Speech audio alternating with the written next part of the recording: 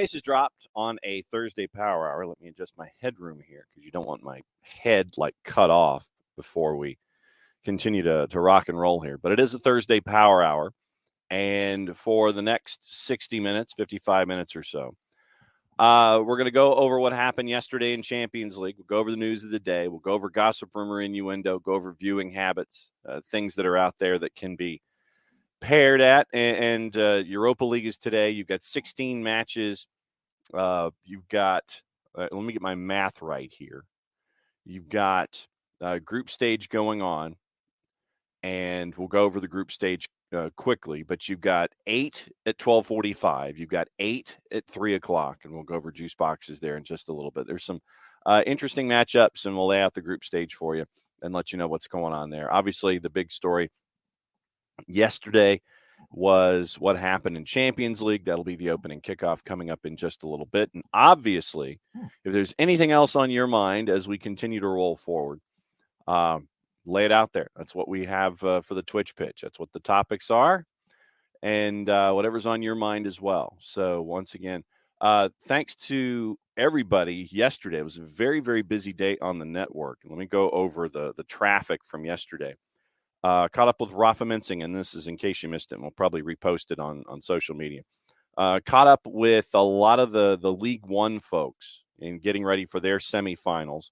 Caught up with Rafa Mensingen from Chattanooga Red Wolves. Caught up with Alex Morrell, who is getting ready for their matchup with Greenville, and caught up with Connor Antley of the Tampa Bay Rowdies. And so it was a very, very busy day there. And today we'll catch up with John Arnold, post that later to the network, and we'll also catch up with Doug Irwin to get the Greenville perspective on things. We're also chasing some NWSL perspective, and so we'll catch up with that as well, and hopefully that'll get posted. And we're also on the weekend. Interesting story out of Sarasota, Florida. League Two is popping up next year in Sarasota, and we're going to catch up with the man behind that plan, and it will be our first ever interview to Sweden live as we tape it, but it'll be a taped interview from Sweden with the guy who's in charge of USL Sarasota as they come to League Two in 2023.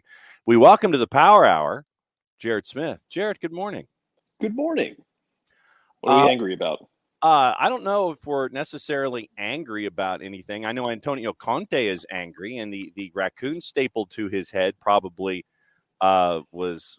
Raccoon stapled to his head is probably why. Yes. So, we're going over Champions League in just a little bit. But since you are here, sir, and you were not here yesterday, I will defer to you for our opening kickoff. Brought to us by our friends at Kickoff. Yeah. Oh, no, it's an easy one.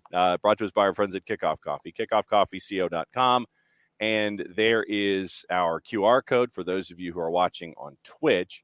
Once again, kickoffcoffeeco.com, and you can follow along with their social media on Twitter, on Facebook, and on Instagram at kickoffcoffeeco. If you use the QR code right there in the middle of the screen that is there in between Jarrett and myself, you get use the code Soccer Down Here 15. You get 15% off, and they in turn take 10%, and they will reinvest it into the youth game. So very, very cool stuff from our friends at Kickoff Coffee and at kickoffcoffeeco.com. Abby is back from vacation, and she's like, I'm at a point where I don't care who wins MLS Cup as long as it isn't Philly. Welcome back, Pilgrim. There's a level of uneasiness that comes with the fact that it's not just Philly. The Phillies are in the World Series. The Eagles might be the only actually good team in the NFC. The Flyers are the Flyers. Well, the 76ers are actively trying to get their head coach fired, and it's amazing.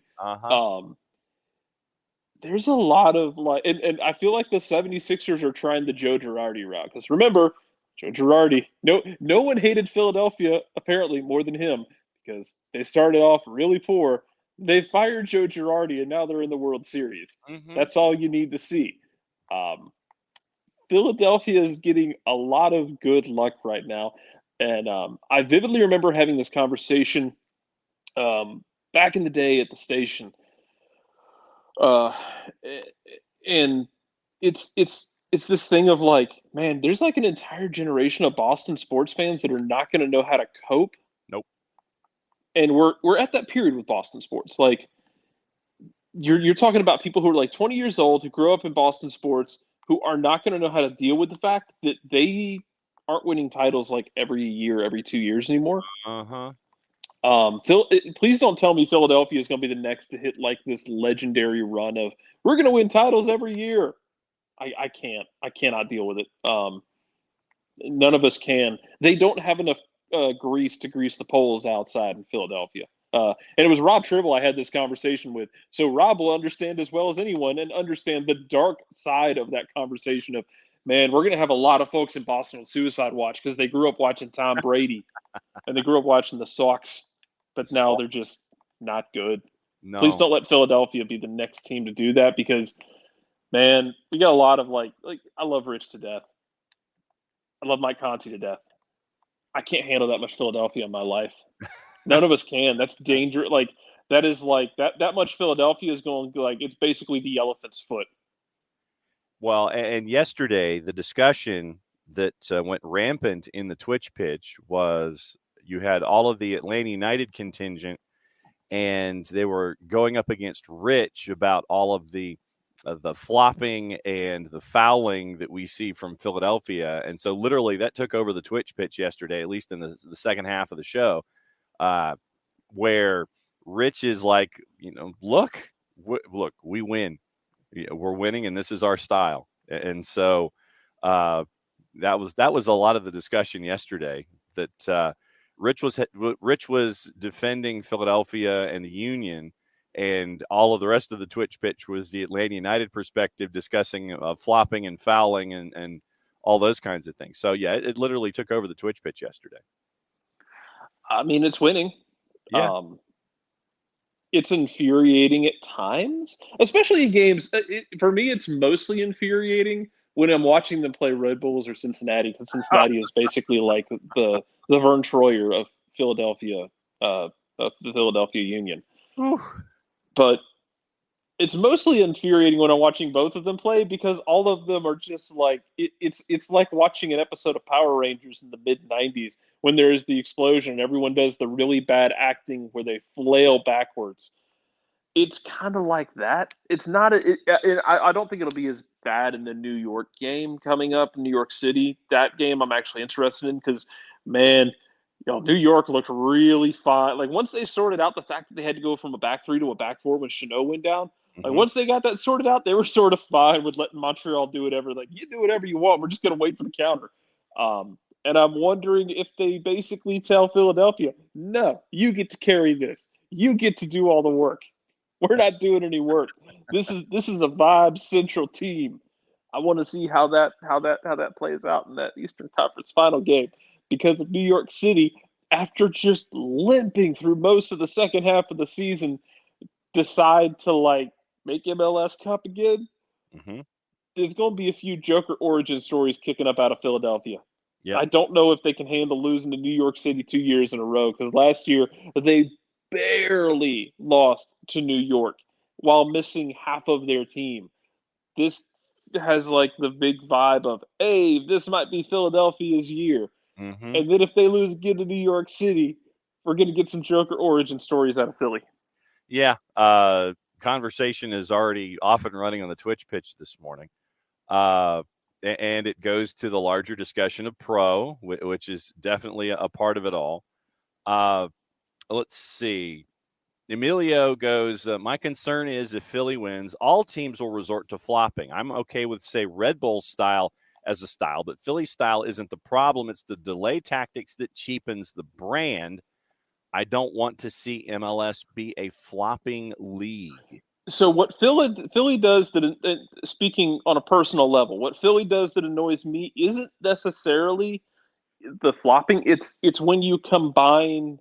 It's the double going down. It's when you combine going down easy with also trying to instigate fights constantly. Like go back to the game with Atlanta and Philadelphia in Philly, where basically the night that broke Rocco Rios Novo. Right. Go back to that game and go. Remember the end of that game where the game is cooked at this point. It's like 4-1. And you got Philadelphia players like crowding around and trying to start a fight. with Mhm. Edwin Mosquera for Yeah. no good reason. Yeah. Like Just trying to instigate a fight with him. get a The card. game is cooked. It's one of those situations where it's like the game is cooked. Everyone just get out of here healthy. Yeah. When you combine like going down easy and hunting for fouls with you know playing super dark art style together, and this whole mentality that comes with that, that's where it annoys me. Like if you want to be like dark arts, that's cool, but like be dark arts. Well, When they don't yeah. play both sides of that coin. Yeah. That's With where it annoys me personally. right. And Pilgrim, who's back in this morning, says it's not dark arts anymore. It violates the Geneva Convention. Man, I wasn't planning to discuss Philadelphia today. I figured that'd be tomorrow, but Well, this is part of that element. But and then Abby once again to the larger point. Pro needs major continuing ed courses as to how to penalize the players during the game and not the after effects like they did with Barco. I mean, we've talked about that. I think in the past about like persistent infringement, Yeah. and not even just with guys like Barco or Moreno or Thiago Amada, but like even guys like Nicolas Ladero, Zelarayan, Pozuelo when he was at his peak, like those guys who and Reynoso is part of this as well, because I think Reynoso led the universe in dribbles last year and in like successful dribbles and beating 1v1 defenders. Yeah. Like it's a conversation about all of those guys. It's not an Atlanta specific conversation because all of those guys are going to get chopped down like a damn tree in the woods. And the problem with that is that you end up with players getting hacked down. Teams are smart about it. They're going to spread those fouls out. Mm-hmm. And it's almost like officials are taught to look at it as, well, that player's been fouled, 7 times, but it's 7 different guys with a foul, so it's fine. Yes. As opposed to persistent infringement is a multi-tiered kind of thing where it's not just, hey, those guys are fouling the hell out of him. He's been fouled 7 times, but they spread it around. So Right. I'm not going to card anyone for infringement. No, Right. he's been fouled 6 times. The next person who does it, whether it's their first, second, or third offense, you start throwing those cards because it becomes a strategy at that point. Right. Again, that's not just Atlanta specific. That's also trying to, keep guys upright like a Reynoso in his younger years, like Nicolas Ladero, like Zelarayan, like guys you actually want to see play. Who we talk about, Alan Velasco got absolutely beat to hell a couple times this year in Dallas. Mm-hmm. We talk about how fun it is to see those guys and how much fun they are to watch. Okay, great. Those are fun. Well, cool. They don't do anything for you if they're dead. Yes. Don't let them die. That is true. And this is where I give Philadelphia all the credit in the world, where they will find out where the line is early in a match. And they will go right up to that line, or they will try to figure out where the line is themselves or create their own line. And they will continue to go up against it. And to the point that you made, it will be different individuals that will go up to the line. You get a guy who will foul once or twice, and then it'll be another guy who will foul once or twice, and then it'll be a third person that will foul once or twice. So that way you're not getting anybody any cards. And it goes to the point that you were just making, where if a dude is fouled 6 times by 3 different guys, instead of treating it that way, guy's been fouled 6 times. That should be the be all and end all of the referendum. And whoever fouls him the 7th time is the one that gets the card to send the message that the guy shouldn't get fouled. So this is something that people always got upset about, and it always was funny to me. People got upset about with LGP when he would complain to the officials. And he was talking to the ref the entire game, and you had a lot of Alpharetta dad energy of like, don't talk, just play the game. Mm-hmm. He was working the ref. Yeah. Philadelphia works the ref. New York works the ref. Since he works the ref, you're working the official. You're not trying to fight them, but you're trying to get in their ear. You're trying to help influence where that line is. Yeah.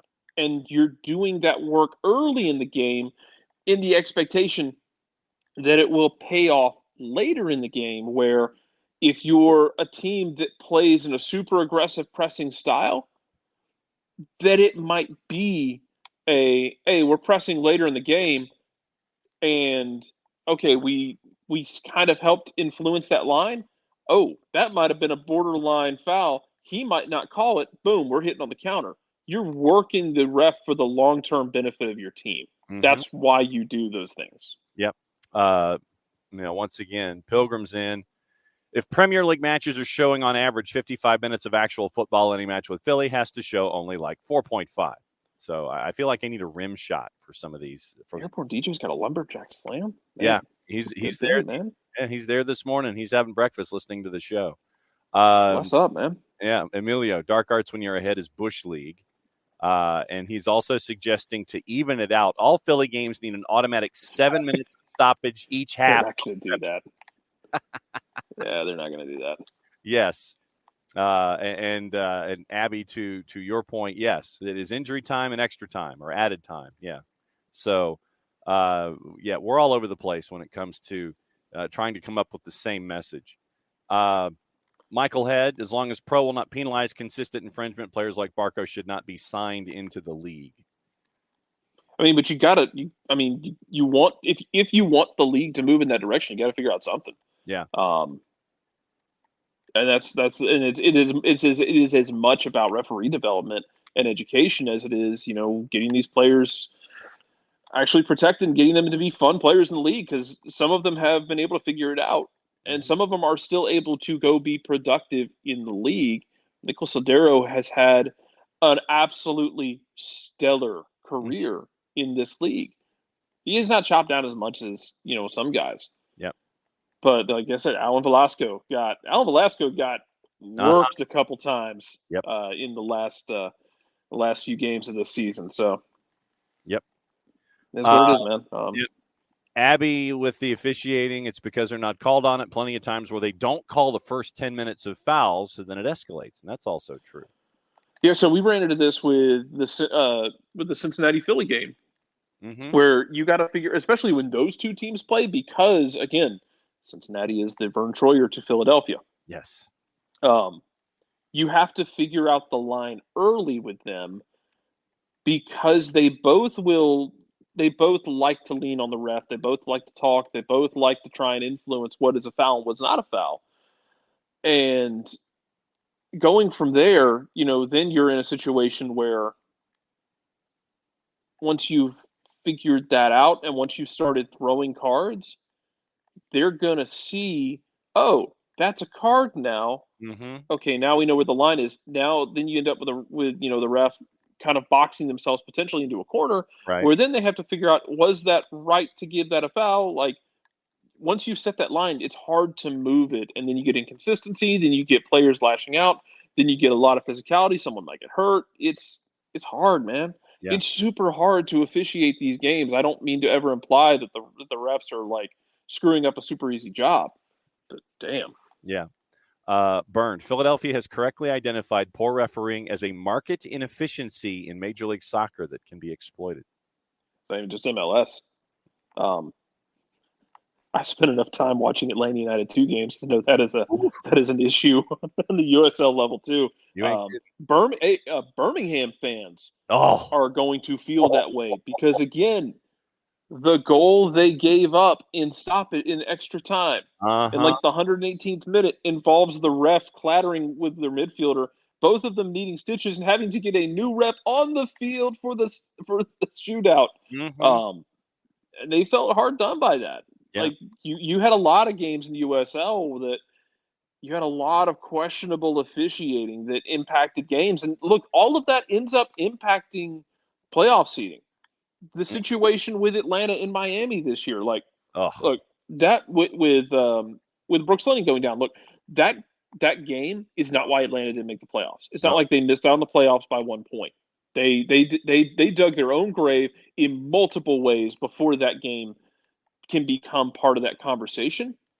But that game impacts potential seeding. Yep. Because that's Miami probably should have walked. But you have the opportunity where Miami only walks out there with 1 point versus 3. I mean, it's just stuff like that you can't have it. Nope. Man, Rich is somewhere like powering up. Like, this is his spirit bomb. Oh, absolutely.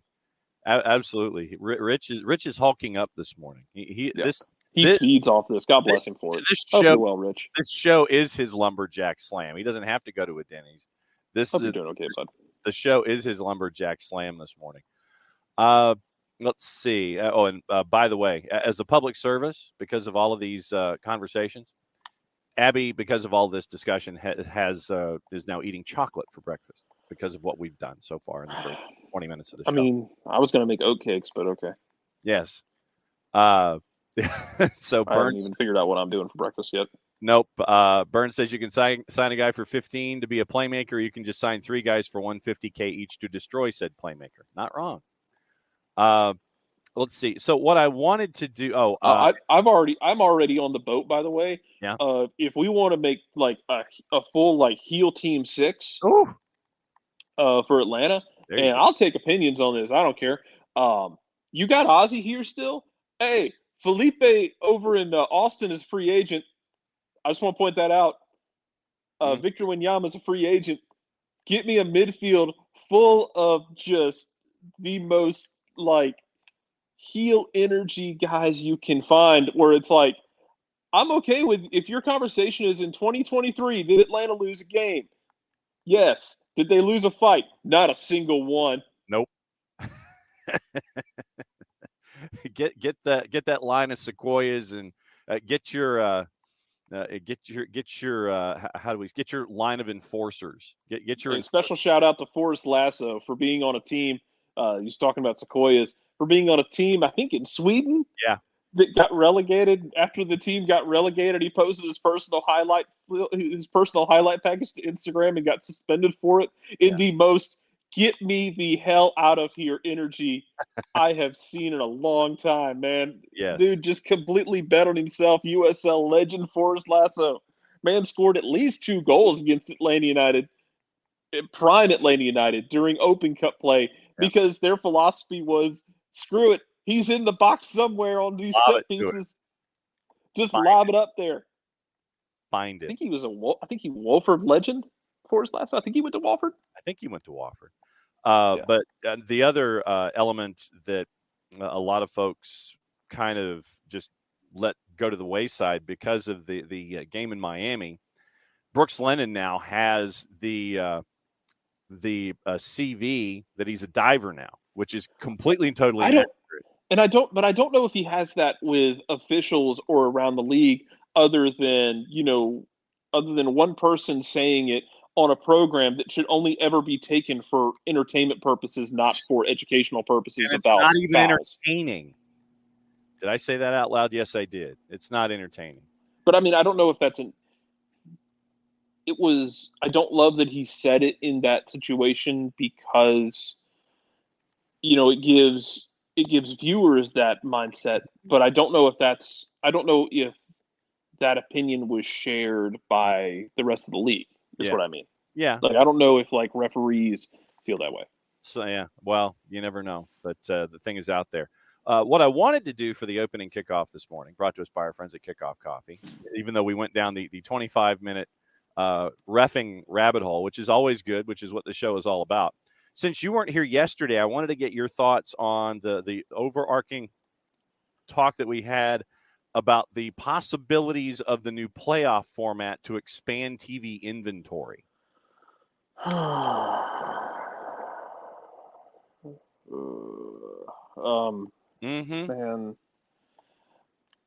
I'm not naive enough to say that you should go back to 6 playoff teams. 2018 was my favorite style of playoff, where the first 2 teams get buys. 3 plays 6, 4 plays 5. I'm not naive enough to know that you're going to go back. You're not going to go back to a smaller playoff when there's more money to be made and there are more teams in the league. I'm not that dumb. Right. I am annoyed enough, though, to beg you to just stop it at 8. Which to me is fine, because the NBA has too many. Stop it at 8 and then go from there.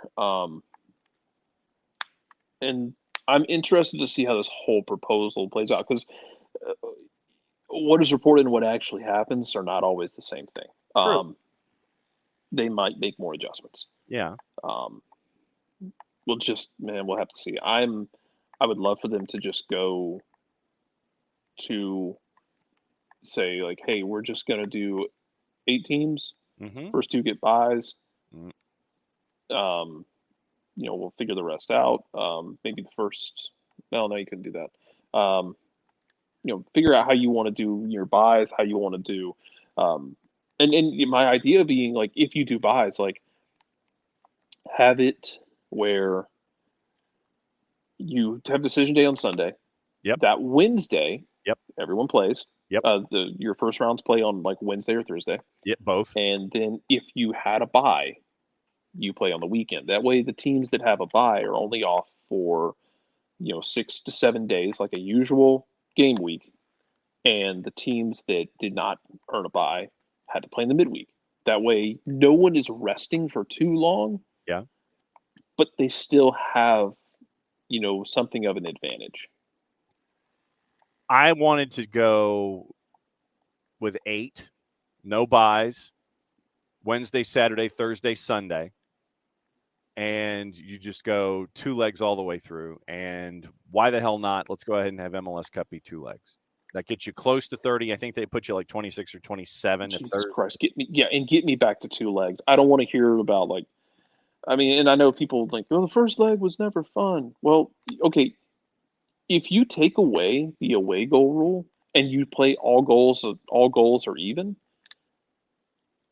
it balances out. Like you take away the away goal rule, I think you get 100. I think you get 180 minutes of teams actually playing, because then an away team or a home team isn't playing scared, or isn't however it might break down. And yeah, Airborne DJ, you're absolutely right. Mm-hmm. It's a cash grab, but you're right. All sports are a cash grab. That's sports business, man. You're not wrong at all. I guess I'm kind of annoyed by it all, like in the sense that like I know you're gonna expand things. Yeah. So whatever. Okay, so all right, so any television contract is all about maximizing inventory and making sure that you can at least break even, if not try to turn a profit on it. Question, and now Michael, and I'm asking this because I want to know. Michael's not a big fan of changes. He has no interest in Leagues Cup. Why do you not have an interest in Leagues Cup? That's my question in all of this. Because I view Leagues Cup as something that is a true challenge between Major League Soccer and Liga MX. And I think that, and once again, yes, you are increasing TV, you're increasing TV revenues, you're increasing TV properties, you're increasing your exposure as a top 12 league here in the world. Why, Michael, are you not digging Leagues Cup? Is it just because it interrupts the MLS schedule and is a separate competition? What's the why behind the idea of not liking Leagues Cup? I view it as a challenge for Major League Soccer, to where they can sit there and challenge folks in their own hemisphere to see where they stand. Yes, I know it's during the season, but why are you against Leagues Cup? That's what I would. More matches that mean next to nothing. So why is there anything else that's attached to this as to why you hate Leagues Cup? Because I can't wait for Leagues Cup because of getting to see where MLS stands after 25 years going up against Liga MX. That's just me. I'm interested to see how it plays out as well, with Leagues Cup. Yep. The question then becomes, because you still have U.S. Open Cup, which is the bread and butter of chaos in this country, and it's beautiful and it's lovely, and I love everything about it. You have a lot of games in schedules. You're adding potentially more to the playoffs, especially if you go to like a group stage thing in the playoffs. Like that's to me, it's entirely it's too much. You're adding a lot into these playoff games. There's a lot to unpack there with the playoffs. Mm-hmm. So we'll see. There's a lot to unpack in terms of how do you build a how do you build how do you build things up with your schedule and with your roster to make sure that everybody's staying healthy, Yeah. like, because what trophies are you going to chase? Like, what are y'all feeling about it? Like, all that jazz. Yeah. So, and Michael says that he would rather play more MLS regular season games. He'd rather play Nashville twice a year, all the West teams once, than playing Atletico San Luis or Querétaro. No, I mean, I'd be fine with that. Also, if you did that, you would actually make the Shield worth more than, a Costco dinner plate. Yes, exactly. Because, like, look, the Supporter Shield it's not a big deal. Mm-hmm. I mean, it's gone from being a very valuable piece of hardware to The Costco dinner plate, exactly. to like now it's going to be, and I worry that it's going to be even more so, Mm-hmm. because it's going to be so imbalanced with the schedule. Some teams are going to put value on other things. We'll have to see. I don't expect it to have as much value, honestly. Yep. Like, it's just kind of where I'm at with it. I don't know Yeah. how y'all feel. No, I mean, Shooter would And rather games. y'all can sit here and people can sit there and beat their chest about it, and that's fine. I have no problem if people want to beat their chest about, like, wanting to keep the Supporter Shield as an important thing. That's fine, but when the schedule is going to be that unbalanced and you have so many other things going on, it's frankly, like, it'd be great. It's great if you win it, Mm-hmm. but it's not up there with MLS Cup anymore. Yep. It's not. Burn, I'm going to get to your point in just a second. Shooter would rather play the Mexican side's MLS regular seasons. Boring. Supporter Shield will never be a big deal in America. Simple as that. Our sports culture is built around playoffs. So Pilgrim. Yeah, I mean, look at the NHL. Look at the President's Cup. Mm-hmm. Whoopee. You get home ice advantage if you make it to the Stanley Cup. Congratulations. Pilgrim. I mean, all it does is set up whatever team wins it. Looking at you, San Jose and Vancouver, Mm-hmm. in the past, it sets you up for disappointment in the first, second round of the playoffs. Yeah. Yeah. Pilgrim says the CCL spots for conference winners become a lot harder, so Pilgrim would shift his money to Open Cup and Leagues Cup to get into CONCACAF Champions League. Look, especially if look at what Orlando did. And Orlando's going to go to CONCACAF Champions League now. Yeah. Mm-hmm. Yeah. No more meaningful than the President's Cup in hockey. Yes, Airborne. I'm glad we're on the same page here. I love moments like this.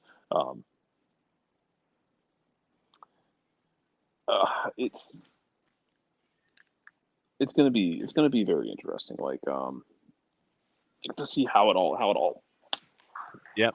like how it all spreads out. Because if you can be like Orlando and get, especially like Orlando, in the sense that, remember, Orlando hasn't played a road game in U.S. Open Cup play since the start of since the start of the 2019 campaign, when they played a road game in Memphis. I think they played 901. But they played at home the entire season. If you can get that luck, and it's no disrespect to Sacramento, you got a USL team at home in the Cup final. Yeah.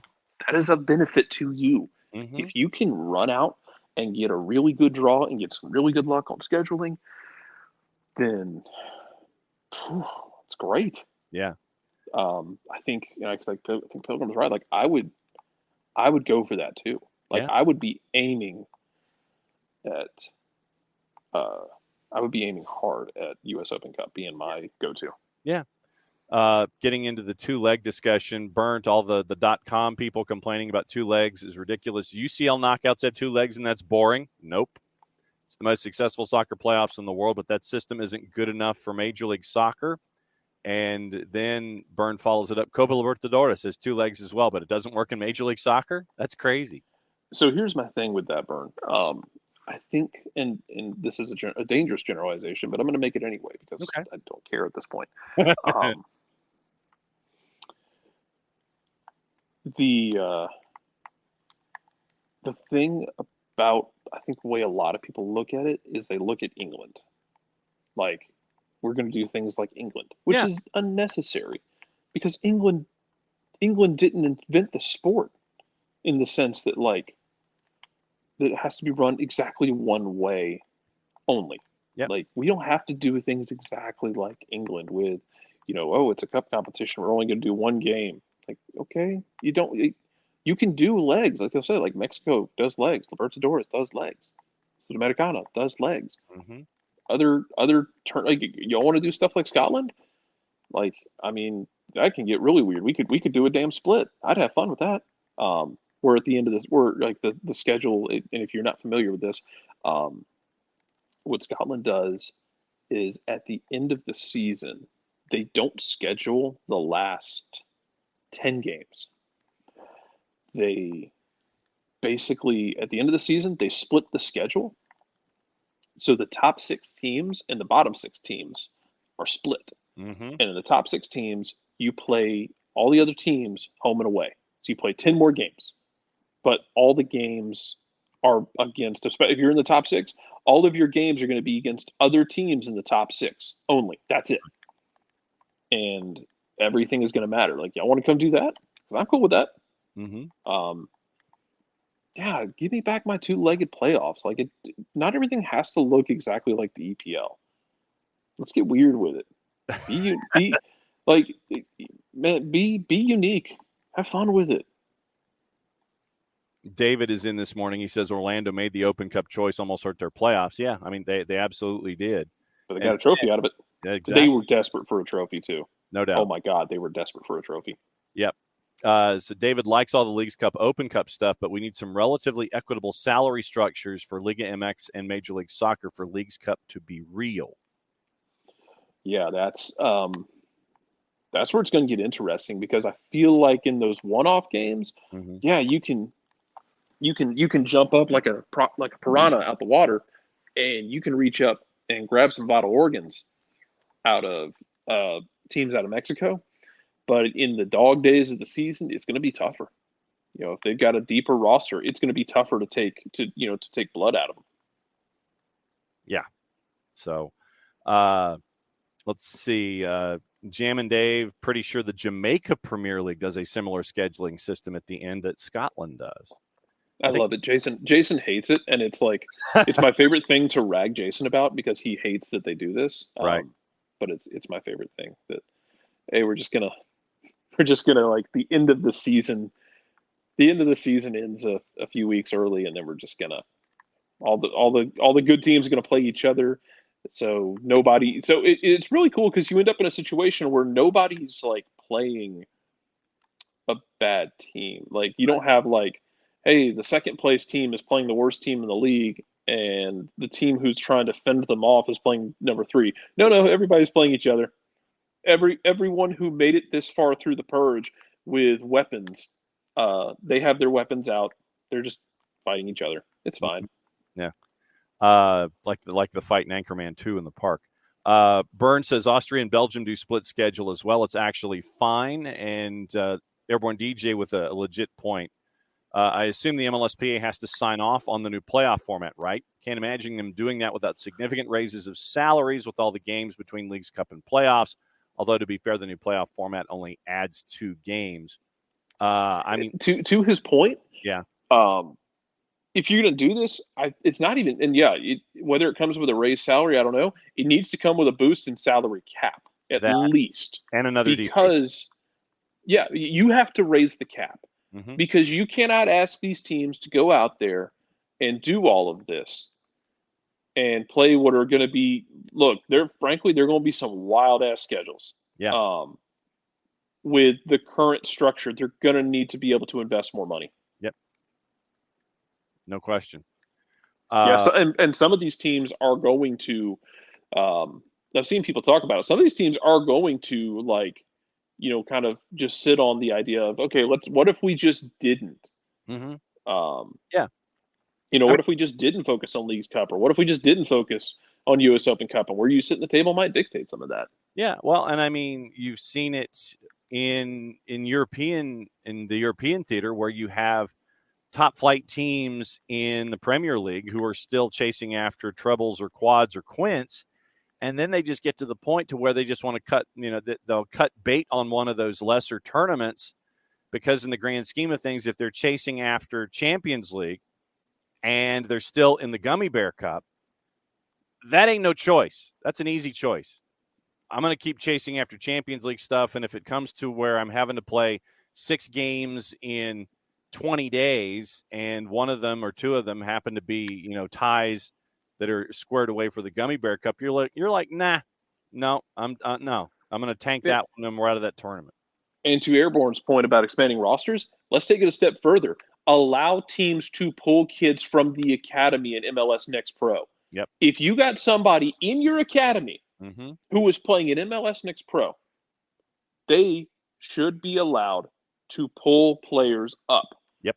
They should say, hey, this schedule is actively going to kill us. My midfielder might drop dead like a camel in Lawrence of Arabia.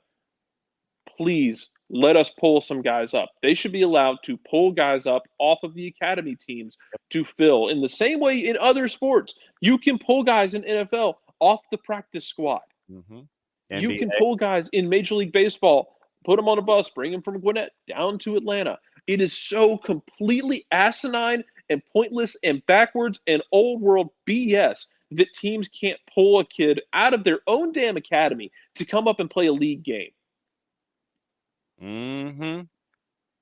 Exactly. You've got all these other leagues that do it. You've got 10-day, 14-day contracts in the NBA. You bring up a kid from the G League. That's why you've got them.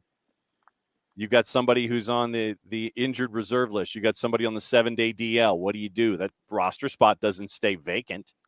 You get to bring a kid up from AAA. That's the point. And so that is definitely something that needs to be stared at with all of this. Have a whole conversation about hey, and if you want to tell them you got to manipulate your roster for it, cool, man, do whatever you got to do. But hey, these guys, I need to give them a break. They are broken. They're not going to be available for this game. Yep. So I'm going to bring up a couple guys out of my academy. Great, magical. What are their names? What is their favorite color? Do they like long walks in the rain and pina coladas? Figure all of it out, but let them do it for God's sake. Yep. I'll get to David's point here in just a sec. And Pilgrim, this might be more than just a theory. It might be something that happens pretty early on. I don't think it's going to be it's not going to take the first couple of leagues cups to figure it out. But Pilgrim's theory, the MLS is going to get thwacked in the first couple of league cups. Don Garber will say, "Hey, massive up on the salary cap and DP concept." But I think that it might happen after the first one. And it might just somewhat be organic anyway. And to David's point, that Liverpool played 63 with FA and Gummy Bear Cup in 21 and 22. So, yeah, the numbers are there. Yeah, to Burns' point, these kids can play in USL, but not in MLS and stay scholarship eligible? Yep. Yeah, none of it makes sense, man. It's so asinine. If you're going to ask these teams, you better expand the damn rosters, you better expand the damn salaries, give them another DP, or to get rid of DPs altogether, and let teams spend whatever the hell they want to spend. If Atlanta wants to go out there and put a wage bill of $70 million together, let them. If whoever wants to do that sort of thing, let them do what they want to do on that end of things. Cool. You know what? You go live your best life with that salary cap set up. Yep. Man, yeah. Let them spend the money how they want. Let them bring the kids up and play them, because different teams take their academies in different levels of seriousness anyway.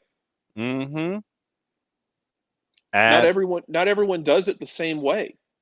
So let them all figure it out. Yep. Exactly right. And the league is trying to promote super clubs in the most backwards ways. So that's once again, not wrong.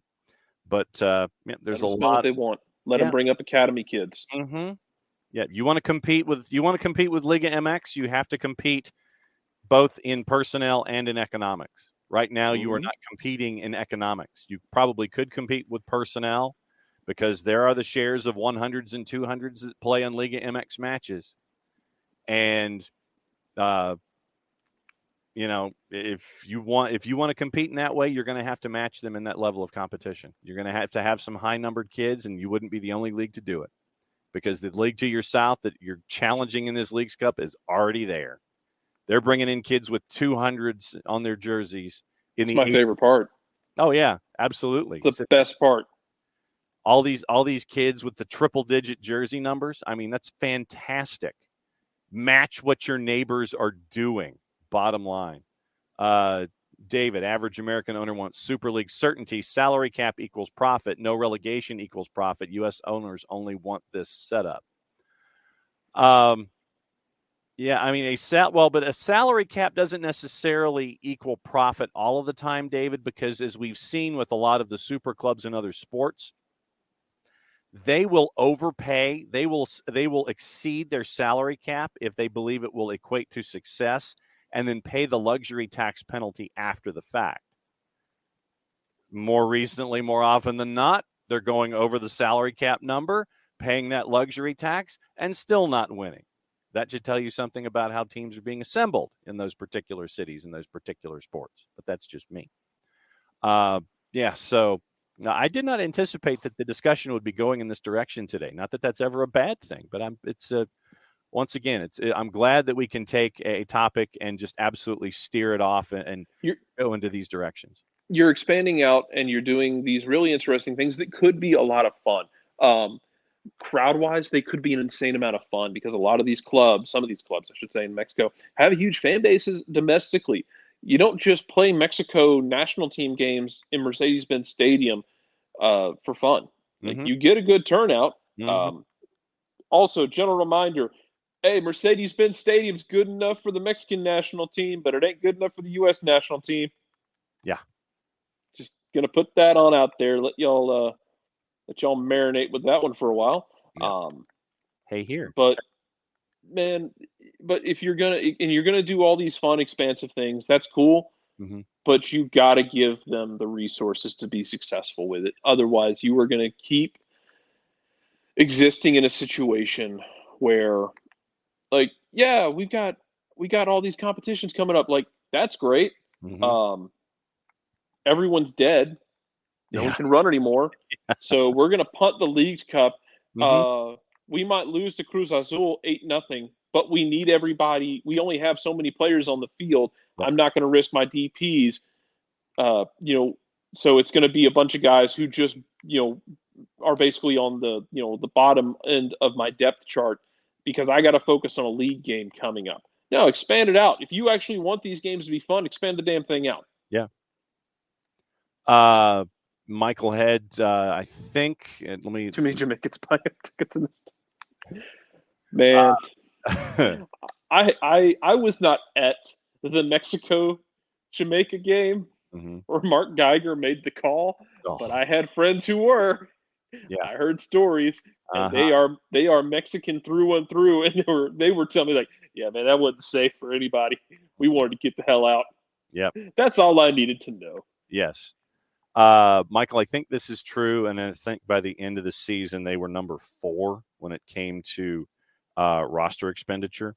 So, so I mean, you're right up against that number anyway, and you have an owner in Arthur Blank who is more than happy to go right up against that cap number, and who probably would love to exceed that cap number or get away and just throw the cap away and increase numbers of DPs to continue to be competitive on a global scale, not just Major League Soccer scale, but a global scale.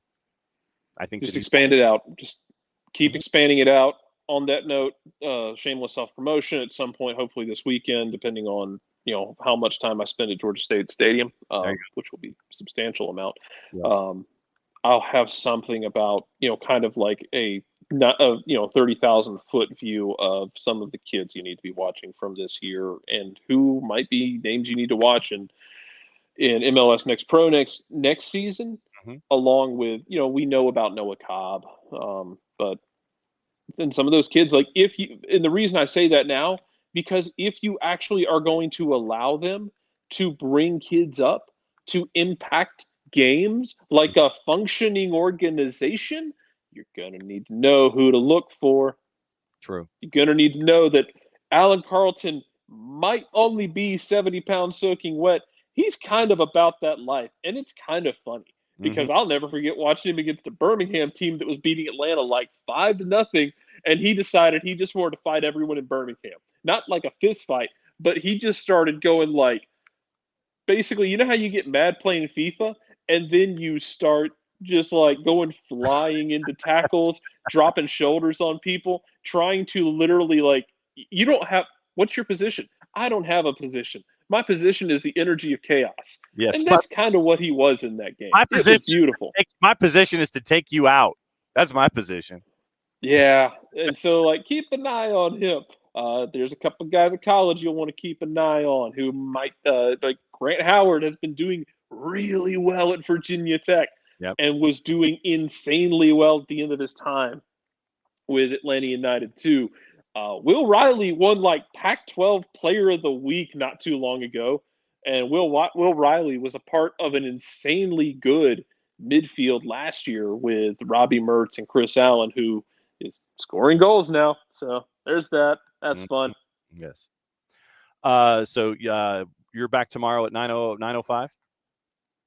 Yeah, let's do that. Okay. So the special Thursday visit turns into more like refereeing and salary caps down here. So we will see you again tomorrow morning at 9:05 as I blow through the rest of the day and get everybody prepared for Europa League and what happened yesterday in Champions League. Sounds good. All right. We'll catch up with you tomorrow. Jared Smith, everybody. And so that's Jarrett. And so there you go. But and Michael, this is a point for a larger day. No question. But yeah, we'll get into that, and we'll get into all of the stuff that's attached to it. It will be a talking point that we will have all the way through the off season and get us ready into the 2023 season. It's definitely going to be something that we're going to be addressing over and over and over again. All right. So since we are coming up on the top of the hour, and I'm going to get us through the rest of the day because it's a power hour. Once again, music. So we said 28 was too much. So 15 was too little. So let's see if something in the 20 will be just right. So I feel like I'm doing the 3 beers worth of music. So we're at 20 on the music scale as we read our daily promo. All right. For odor-free, clean, fresh air, one place you need to go. It's a Lemonize service. QR code for those of you watching over my left shoulder on Twitch. Deodorizing enclosed spaces like houses, apartments, and condos, they've created a customized solution that eliminizes all organic odors, including those like pet, cigarettes, and food. Realtors and property managers use a Lemonize service to eliminate bad odors to help them sell or rent their homes that much faster. The turnkey process makes it easy to work with realtors and property managers. Kind of the environment we like that these days. A very green way of going about things to get rid of odors without any kind of toxic residue whatsoever. Different than Febreze or our favorite masking agents that we have either under the sink or above us in the cupboard, because when we reach below us into the sink or above us into the cupboard, spray that masking agent into the air. There's the reason they call it a masking agent. Masking the odor. You're not attacking everything down to the molecule like our friends at Lemonize do with their proven scientific formula. Pricing easy, one of 2 ways. Cubic feet or parts per million to come up with a price that's affordable for you, offering results in 24 hours or less. If you have any questions frequently asked or otherwise, one place you need to go.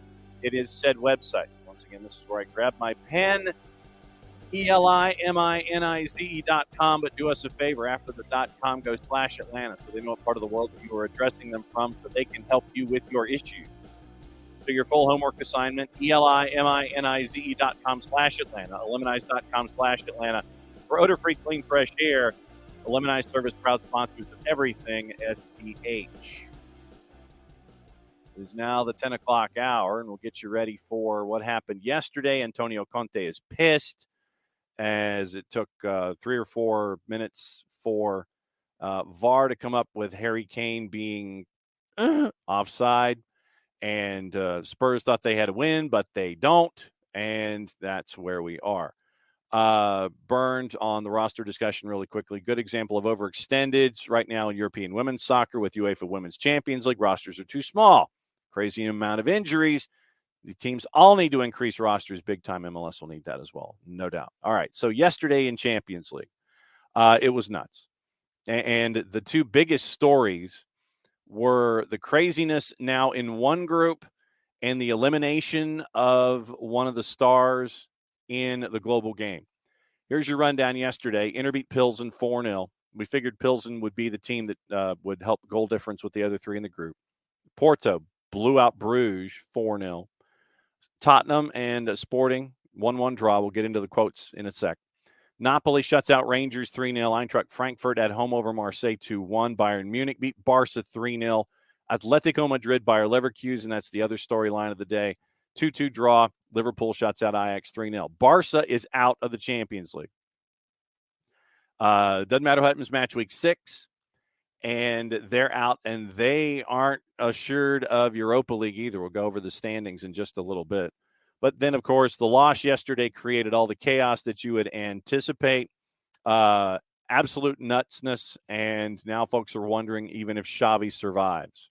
So that was the talking point after the match. Barcelona, with all the investments, all of the twisting of the budgets, all of the everything, and they may be in Europa League. They may not. Depends on the final day. Yeah, Atleti and Bayer Leverkusen, you get a penalty called basically with no time left on the clock. Penalties taken, saved, rebound off the bar, second rebound off of the guy who took the penalty and out of play. And instead of it being 3-2 Atleti, 2-2 draw with Bayer Leverkusen. So standings just to get you through the match weeks now. All right. Here's what's got to happen in the final match weeks. And that's coming up after the first of the month. Napoli, Liverpool in. They're still trying to figure out who wins the group. Ajax needs a point in their final match against Rangers to make sure that they go to Europa League. Rangers have no points. They've only scored 1 goal in 5 matches. Group B, Bruges, 10 points. Porto with 9. Atleti with 5. So Atleti also out. They are headed to possibly Europa League. They've got to get a result.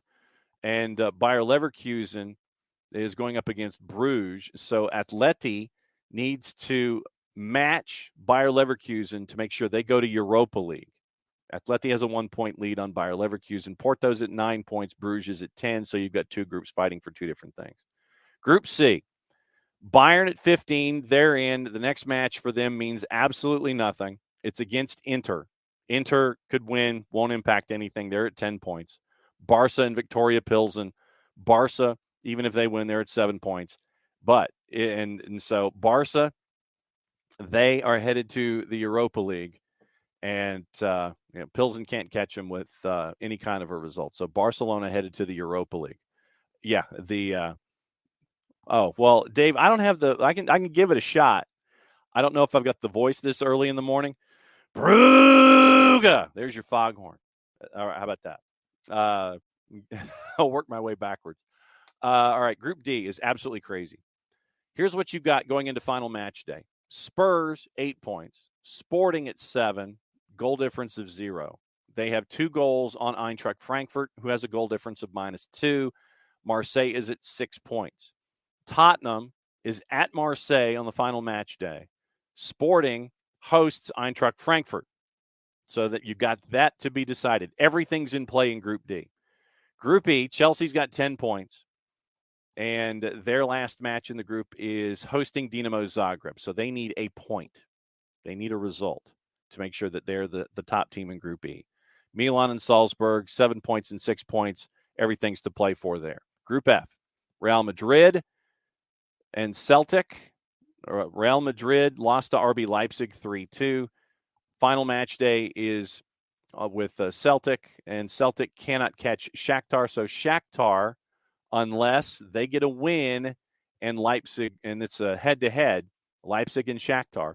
Shakhtar wins, and they win by 2 or more, and then you get into other tiebreakers. So let's just say Shakhtar's got to win big to get the second seed out of Group F on the final match day. Group G, Manchester City needs a result against Dortmund versus what Dortmund does. Manchester City is at home with Sevilla on the 2nd of November. They need to match the result from Dortmund to make sure that they win Group G. Dortmund right now is playing FC Copenhagen, so anticipate a win. Copenhagen has not scored in all 5 group matches. Group H, interesting stuff here. PSG and Benfica. And final match day, Juve is hosting PSG in a match that means nothing for them. Benfica is at Maccabi Haifa in a match that means everything for them. So PSG, Benfica 1 and 2. Juve, Maccabi Haifa trying to figure out what's going on with Europa League because Juve -3, Maccabi Haifa lost 7-2, and that really hurt their goal difference. So they're going to need a lot of help, Maccabi Haifa, to get into Europa League ahead of Juve. So that's what's going on in Champions League. The one quote that I wanted to get into from I'll get into that in just a sec, Tom. Antonio Conte not happy with the end result on the Harry Kane offside. Lengthy VAR check. Spurs have to avoid defeat away at Marseille to qualify for the 16. He was sent off for his reaction. He had a nutty. And the decision serves as an automatic 1-game ban, so he can't be on the touchline for the deciding match in group play. He said he was still really upset when he took his one and only question from reporters in the press conference. He could yet be investigated for his post-match comments, which also depends on the match delegate report. Quote, all the people came onto the pitch, then the referee decided to send me off. I think there are moments where you can understand you have just disallowed a regular goal because the ball's in front of Kane. You know that I don't comment on the referee's decision, but the VAR this season in the Premier League and the Champions League, we are not so lucky. I think it creates a big damage. I'd like to see this type of decision with a top team in an important game. I'd like to see if the VAR is so brave to take this decision. I repeat, an unfair decision because the ball is in front of Kane. Sorry, but I'm really upset because sometimes you can accept this situation. Sometimes I think it's not good because I don't see honesty in this. I don't see honesty in this type of situation. When I don't see this, I become really, really upset. Ooh, okay. Yeah, you're going to get an envelope, sir. I think that's what's going to happen there. Tom is asking for the update on Jason. And biggest thing is he's still fighting long COVID. And it takes everything in him from an energy standpoint to call the matches that he's calling on the college circuit. And then literally it's like it is Red Bull and it is ibuprofen to make sure that you get through a game. And then after that, he absolutely crashes. So right now, his focus is on his well-being, as it should be, and he needs to be as healthy as he can to call those matches. So in the mornings, it is going to be it's going to be us. It's going to be you. It's going to be me. It's going to be Jarrett. It's going to be the guests that we have. We're going to be adding some guests as we go.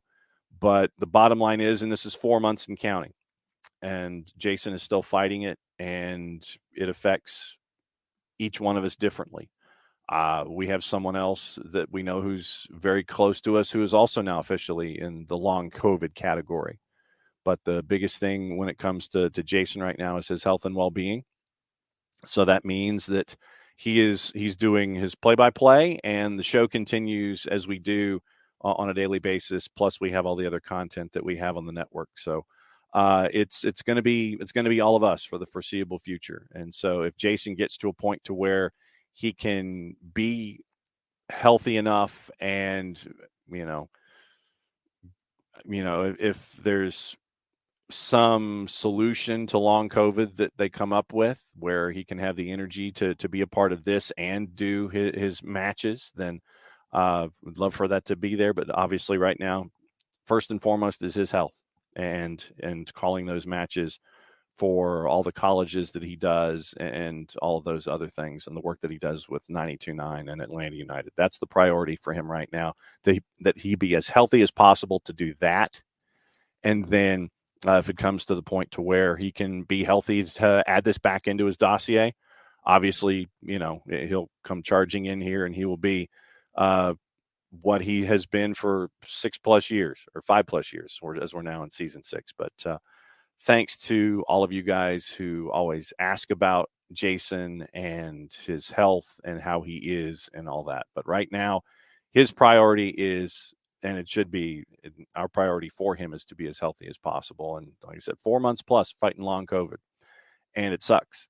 So just, keep your love and your best vibes headed in that direction for him. And just listen to him when he's doing college games and all that kind of stuff, because he is kicking some serious ass, and it's great to see and great to hear. But that's your Jason update.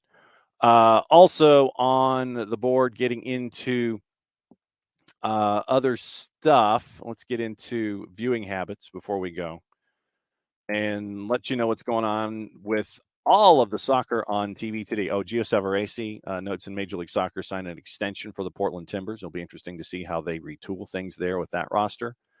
College soccer on the ACC network starting at 6. Longhorn has it at 8. It is Red River on Longhorn Network at 8 o'clock on the women's side. SEC has a doubleheader, 6:30 and 8:30 tonight. 2 to NA has Europa League. PSV and Arsenal at 12:45. Unimas is simulcasting Manchester United and Sheriff at 3. The Apertura final, Toluca Pachuca, without Gianluca Pagliuca. That's at 9 o'clock on 2 to NA and on Univision. ACC Extra has simulcast college soccer on the women's side starting at 6. Same for ESPN Plus starting at 2 all the way through the evening. Flow has stuff out of the Big South Conference and the SoCon at 7. Paramount Plus has all 16 of your matches in the Europa League and Europa Conference League. Whew, that's a busy day. Brasileiro doubleheader at 6 and matches at 7 and 8:30. SEC Plus has 5 women's matches starting at 6. VIX and VIX Plus have Europa League, Europa Conference League. YouTube on DAZN. And Juve Lyon 12:45, Rosengard Barca at 12:45, Arsenal Zurich at 3, Benfica Bayern Munich at 3. And so that's your viewing habits. Let's get into juice boxes quickly, just for some of the name folks as we get into Europa Champions League.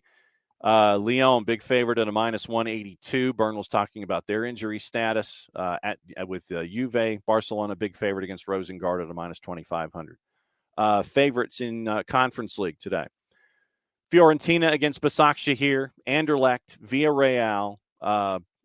Let's see. Nice is a favorite at home. Cologne's a favorite at home, and they're trying to figure out, if you haven't seen Derek Ray's Twitter, they're trying to figure out who can be the substitute mascot, since they can't bring the goat from Germany and the Köln Zoo to Texas. And so I suggested Bevo. Maybe Bevo will be the mascot when Köln comes to play Stuttgart in Texas.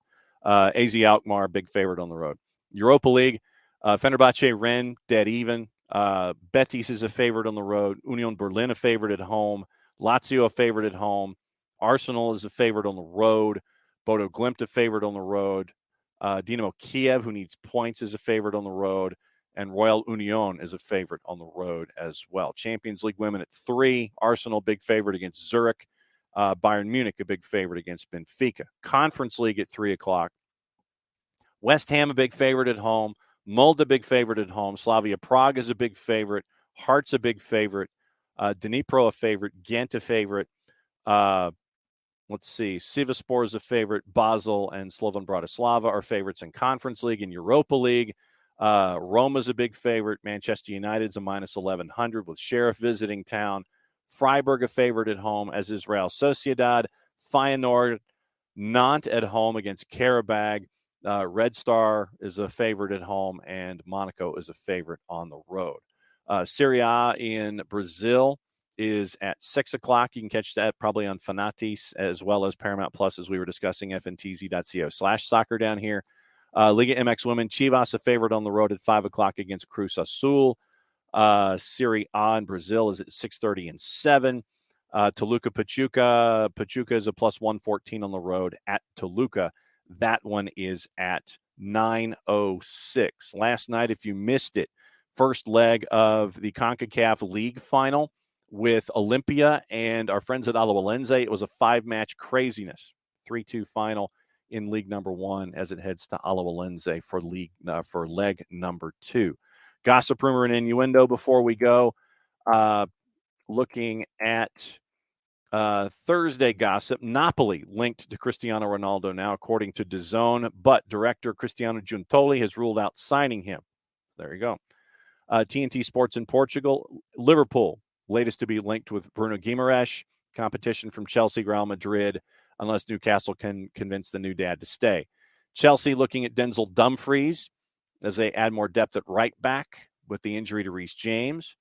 Your wish list for Jude Bellingham is now Real Madrid, Chelsea, Man U, Man City, Liverpool. Tottenham preparing to offer Pierre-Emile Højbjerg an improved contract, according to the Times. Inter Milan president Steven Zhang says Milan Skriniar, believed to be a target for PSG, is not for sale, confident the 27-year-old will stay. Everybody's got a price. Arsenal planning a January transfer spree, hoping to bring in Brazilian midfielder Danilo from Palmeiras for £26 million, along with Mykhailo Mudryk and Villarreal winger Yeremy Pino. That's from the three-letter paper, except at your own risk. Spurs could let Brian Heel and Yaphet Tanganga leave in January, also loaning out Jed Spence. Juve aiming to secure Samuel Ealing Jr. on a new deal. That's from Calcio Mercato. Arsenal held preliminary talks with Edu. They're still ongoing, day number 2. Everton, Airborne DJ, interested in 27-year-old Portugal forward Daniel Podence, whose deal with Wolves runs until 2024. Nottingham Forest planning on spending another 50 to 100 million pounds in the January transfer window. They're insane. Barcelona hopes to find a replacement for Busquets in January. Manchester City signed highly rated 17-year-old midfielder Emilio Lawrence from Everton, according to Fabrizio Romano. Man U also keeping close tabs on Leeds' 23-year-old midfielder Tyler Adams. That is your gossip for the day. And I'm trying to think of one more round of gossip before we go. Gossip and papers and going through all of that kind of stuff. Let's see. Quickly going to check and see the morning papers. Yeah, complete failure on a night of terror for Barcelona. That's what's going on right now. Karen Carney, Eni Aluko, Katie Chapman have all been the latest members in the Women's Super League Hall of Fame. All right, so the local papers, avoiding the 3 and the 4-letter papers in England specifically. Liverpool, Daily Star, plotting an audacious move to land Youngmin Son after reports emerged suggesting that the Golden Boot winner is eager for a new challenge. Daily Express, Tottenham reported to prepared to pay £26 million for Weston McKennie as Antonio Conte looks to add to his midfield. Daily Mirror, shocking. Thierry Henry has revealed his old teammate Zidane holding out to be the next manager of the French national team. Who knew? Barcelona, fans chanted for Lionel Messi as they watched their side crash out of the group stage again on Wednesday night. Philippe Coutinho set to be axed from Brazil's squad for the World Cup next month due to his poor form at Aston Villa. Also, the Independent, Claudio Bravo, said he had a marvelous time at Manchester City, claiming his spell at the club to be a success in every sense. Unai Emery hoping to bring some of his Villarreal staff with him to the Premier League when he takes charge of Aston Villa on the 1st of the month. Australia have become the first team competing in the World Cup to collectively condemn human rights abuses in the host country of Qatar. Guardian, Harry Maguire back in contention for Manchester United after injury, may get the game time to get match fit because of Rafael Varane's hamstring problem. David Moyes has said, according to The Athletic, close to handing Naif Aguerd his West Ham debut as the defender prepares to make his comeback from 3 months out injured. And that will do it. That is our news. That is our gossip. That is our rumor and innuendo. That's the juice boxes. And that is our day. And that is the power hour that has gone a little more than a power hour. Thanks for taking the power hour down the roads that it always goes. We'll be back at it again tomorrow. Once again, on the network later today, John Arnold from the Get CONCACAF columns and everything he does at Stryker. We'll go through a lot of stuff in a very short period of time with him. Doug Irwin from the Greenville Triumph will be discussing what's going on with Greenville this season in League One as they get ready for their match with Tormenta. And Thursdays with Nico hopefully will be on tape. On tape or maybe live. So double check your listings later on this afternoon. Tomorrow will be a 9:05 start. We get our joined by our friends at Beyond Goals, probably Greg Garza's turn. And we will rock and roll from there. On the weekend, you'll know about the USL League 2 team in Sarasota, Florida, plus the college showcase as we wrap up time in conference play and everybody gets ready for their postseasons. All right, that's a show. Noon on the GPP Sports Facebook page.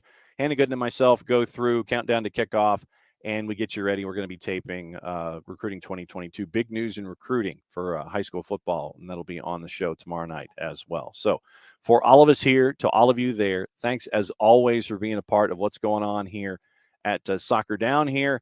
And because it's the end of the show, that means I get to do this. Play it safe, everybody. Mucha plata, y'all. We will catch up with you tomorrow morning.